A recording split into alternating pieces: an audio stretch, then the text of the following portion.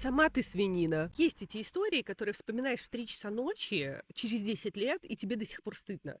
И у меня эта история про мою подругу, которая ходила ко мне на тренировки в тренажерный зал, ну, лет 10, может, 12 назад. Цель была привести форму к лету, и, соответственно, она мне скидывала рацион. То есть мы тренировались, и параллельно я следила за ее питанием. Она мне скидывает очередные фотографии, что она ела в течение дня. Я была на тренировке другого человека. Это важно сейчас. Я отвлеклась, получается, от человека, посмотрела там фотографии, быстро пролистала, буквально там 10 секунд, увидела, что котлеты, и вижу, что не написано, из чего они сделаны.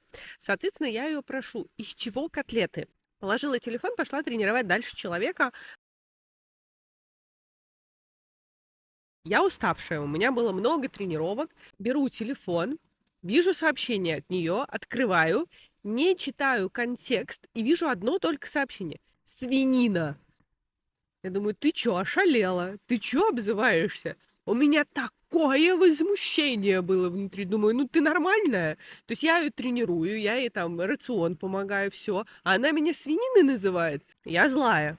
Вообще без задней мысли пишу ей. Сама ты свинина.